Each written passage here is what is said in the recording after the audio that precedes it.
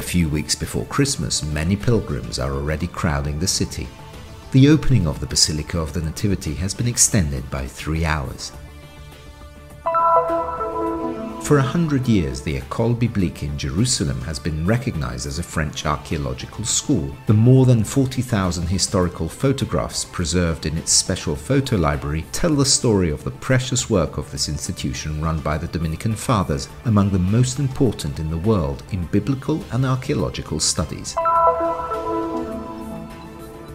Casa Maria Pia is the new name given to the headquarters of the Confraternity of Mercy in Bethlehem. A plaque commemorates Maria Pia Bertolucci, who founded it in 2013. She died last February and dedicated her life to the needy. In the old city of Jerusalem, the small community of Franciscan nuns, daughters of Saint Elizabeth, together with the custodians of the Holy Land, Brother Francesco Patton, celebrated the feast of Saint Elizabeth of Hungary. In Ramleh, the street that connects the Orthodox society with the Orthodox school and church was named after St. George, an important sign for the local community that makes the Christian presence in the city recognizable.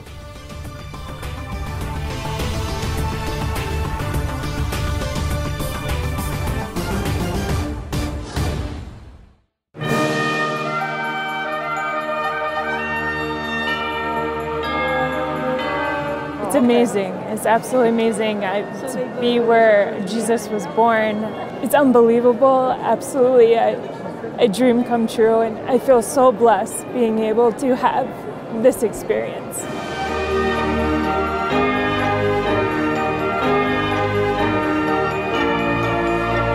The first lights and the beautiful decorations along the streets of Bethlehem announce that Christmas is just around the corner.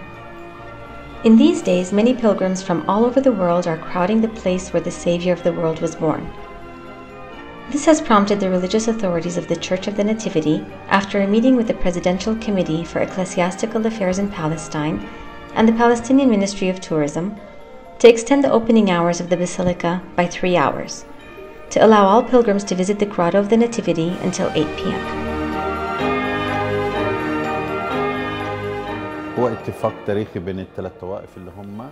It is a historic agreement between the 3 Christian communities present in the Basilica of the Nativity, an agreement which was taken first of all to meet the needs of the pilgrims. It is very important that everyone has time to pray, to visit the cave in silence, in recollection, because all those who come to visit this cave bring with them special desires, special requests.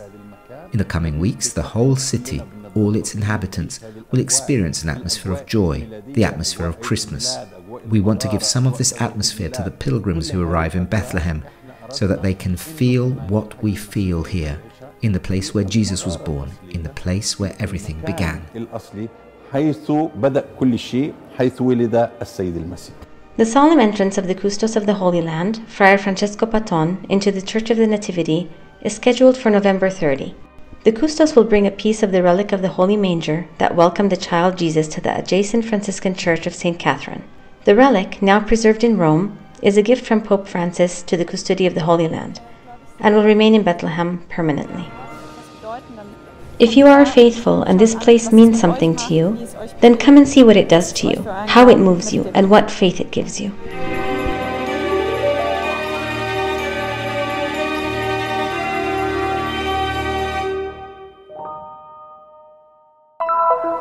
Very few buildings around, and a lot of nature where today there are crowded neighborhoods. These are the first images of the École Biblique of Jerusalem, surrounded by a landscape that has now disappeared north of the old city. Here, at the end of the 19th century, the French Dominican Fathers created one of the most important centers dedicated to the study of the Bible and archaeology of the Holy Land, officially recognized as a French archaeological school 100 years ago. The memory of over a century of activity is enclosed in a special photo library. The École Biblique as a school, as a research institute, was founded in 1890 by Father Lagrange. This property was acquired, was bought 8 years before by other Dominicans. So it is only after 8 years of being in Jerusalem that they decided that their new property will be dedicated to the study of the Bible and the Holy Land, connecting both together, the land and the documents. This is an old collection of glass negatives from the École Biblique. There are 40,000 photographs taken or collected for study purposes, preserved from the beginning with absolute precision, and in recent years completely digitized. Looking through the rich archive, it is not difficult to find some really precious documents. You see the building of New Gate. This is a very unique photo that I'm alone to possess. And you have here the opening, the first time the Turkish municipality decided to have a new gate, which is now the nickname became the official name, New Gate. So they broke the city wall, and then the next step was to have the new gate complete. You see, for example, in 1908, we were the first in the world to do a cruise. It's like a cruise, really, on the Dead Sea. We are famous also here for the archaeological dig at Qumran, you know, the Dead Sea Scrolls. Yes. The speakers at a conference organized to celebrate the important anniversary explain what the École Biblique, still very much linked to the French state, represents today. An interesting combination between religious interests, national interests, very patriotic also interests.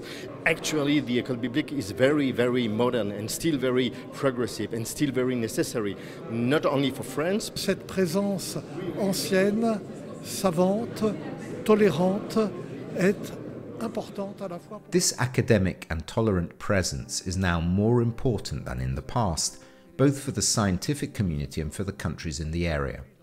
Because archaeology in this troubled region is under threat at a time when very significant discoveries are being made, and because biblical studies are very important for conflicting communities that should claim the same text. À une époque où le heurt entre les communautés qui devraient se réclamer du même texte. It has been very important for the biblical school to be recognized in 1920 as a French archaeological school in Jerusalem, because it was a time of the change of political situation in the area. The Ottoman Empire collapsed, and so in which way other countries could do archaeology? During the century, we have been achieving a lot, you know, in terms of archaeology and biblical studies. Well, we continue. We hope we are preparing professors, we are preparing scholars, you know, to be able to continue this mission.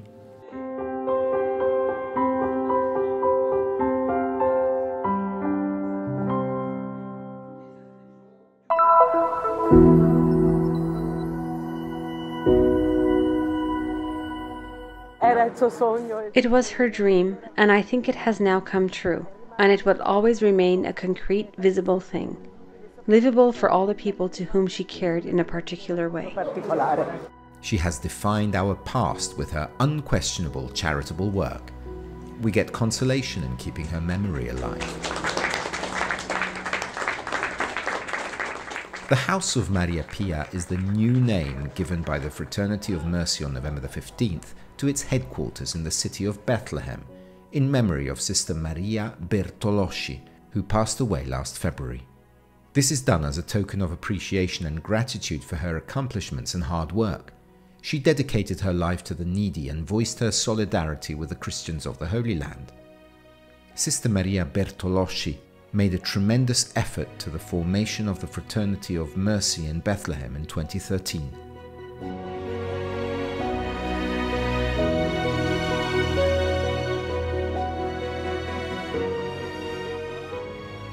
Crediamo e pensiamo, e mi piace pensare che da oggi. We believe that from today Bethlehem has one more citizen, Maria Pia. She had always wished it because she loved this land, she loved this city and its citizens. Terra ha amato questa città e I suoi cittadini. The commemoration ceremony was attended by the Apostolic Administrator of the Latin Patriarchate of Jerusalem, Archbishop Pier Battista Pizzaballa, the Italian Consul General Fabio Sokolorevich, the Italian delegations headed by the President of the National Union of the Italian Fraternity of Mercy, Roberto Trocchi, the Spiritual Counselor of the National Unity of the Fraternity of Mercy in Italy, Monsignor Franco Agostinelli, the spiritual counselor of the fraternity in Bethlehem, Father Iyad Tual, and many representatives of local and religious institutions, as well as the family of Maria Pia. To be here in the Holy Land to witness this event, the opening of this center, for which Maria has been dedicated energy, time and interest, is a great emotional time and revives her presence. Maria is not here with us, but with this initiative we kind of feel her being next to us. E naturalmente lei era stata She was here in Bethlehem exactly a year ago, where she not only left her heart, but also this initiative, which I believe is also important for the city. Credo sia importante anche per la città. Working in the service of humanity, like the late Maria Bertolucci, is an example followed by many volunteers in the Holy Land. Saint Elizabeth of Hungary was promised in marriage at just 4 years of age. Married at 14 to Duke Louis IV and mother of 3 children, she was widowed 20 years after the death of her husband during the war. At the age of 21, she entered the Third Order of St. Francis. She lived a life of extreme donation to the poor, and with her dowry she built a shelter for orphans and hospitals for the neediest and most abandoned. She died at the age of 24 in November 1231. Canonized in 1235, the saint is an example for many of those who want to serve God by giving themselves completely. Le sorelle di Santa Elisabetta hanno iniziato la loro prima missione in India proprio nel mio paese. Era un villaggio molto sperduto. The Sisters of St. Elizabeth started the first mission in India, my country. It was a very remote village. I met them taking part in the life of the parish. Only at that time I didn't feel attracted to religious life. I lived sharing some of their lives with other girls in my village. Little by little, I felt the desire to be a sister myself. Condividendo un po' con la loro vita, insieme ad alcune altre ragazze del mio villaggio proprio, piano piano io ho sentito dentro di me questo desiderio di farmi suora. Mia vocazione è nata così piano piano, poi mi sono riavvicinata alla chiesa e c'era la mia mamma che My vocation was born very slowly. I approached the church little by little. My mother prayed and cried because I didn't attend. So we could say, with respect to my age, that my vocation is an adult one, having entered the convent at the age of 25. What Christ clearly gave me is his love for the poor, for St. Francis and St. Elizabeth. I chose this institute because it was small. We all knew each other, and there was, as there still is, a family spirit, which is something that we feel very deeply. Un piccolo istituto e ci si conosceva tutte e c'è ancora lo spirito di famiglia. Si vive molto, no? The song expresses the joy of the Franciscan sisters, daughters of Saint Elizabeth, who commemorated the feast of the saint with a mass celebrated by the custars of the Holy Land, Brother Francesco Patton, together with Franciscans, local Christians and pilgrims.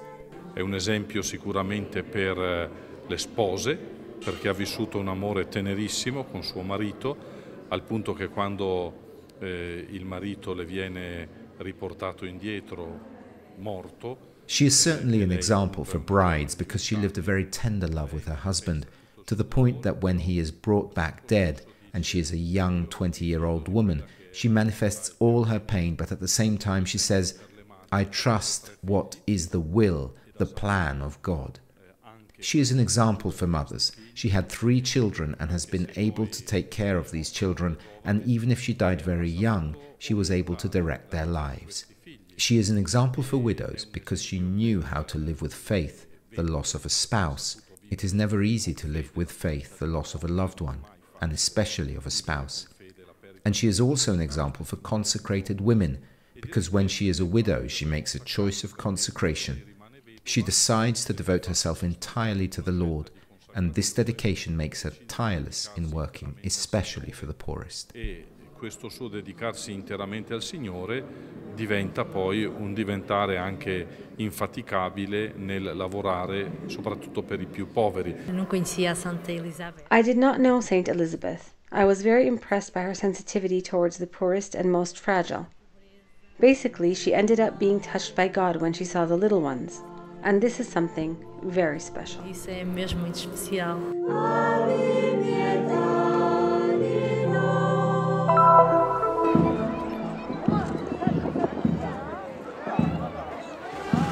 On the 17th of November, the atmosphere of joy and pride in Ramleh dominated the celebration of naming the street next to the headquarters of the Orthodox Society and the Orthodox College after St. George, the patron saint of the Orthodox Church.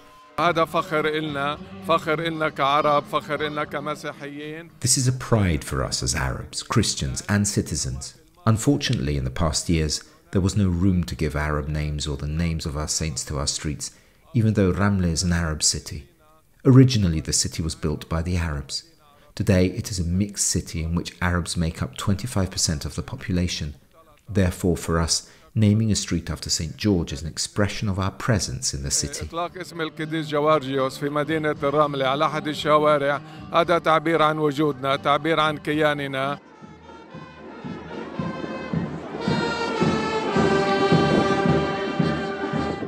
The celebration began with Boy Scouts March, led by Archmandrite Nefon, Father Atalla Makuli, and Father Abdel Messi Fahim. The march walked through the streets of the city to the street named after St. George.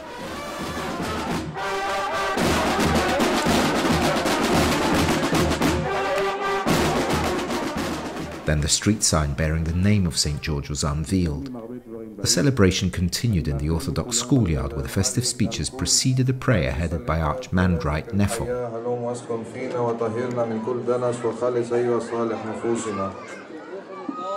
The mayor stressed in his speech that he did not hesitate for a moment to respond to the completion of this project, commending the activity of the Greek Orthodox Society, and stressed the willingness to strengthen the social fabric of the multi-denominational city. The member of the municipal council, lawyer Musa Saba, had the upper hand in putting this project into effect, considering that he who does not have a past will not have a present or a future. As a member of the municipal council in Ramleh, I found it appropriate to name the street next to the Orthodox school and the headquarters of the society after the name of the patron St. George, as an appreciation and gratitude to the society which was established in 1924 and worked for the community at all levels, religious, educational and cultural.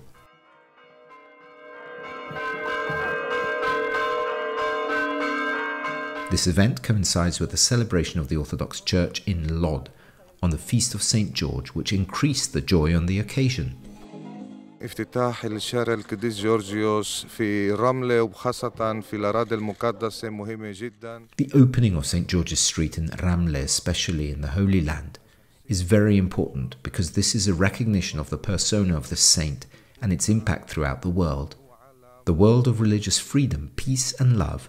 We ask God to continue the process of naming the streets to acknowledge the Christian presence in our lands. In this way, we confirm to everyone that our presence was in the past and in the present and will remain in the future in the Holy Land. وبهذه الطريقة يؤكد الجميع إنه وجودنا كان بيكون وسيكون في هذه الأراضي. From today, the name of St. George is shining on the street that connects the headquarters of the society with the school and the Orthodox Church. The saint will be the faithful guardian of the place. Let us raise the voices to support the Christian presence in the Holy Land.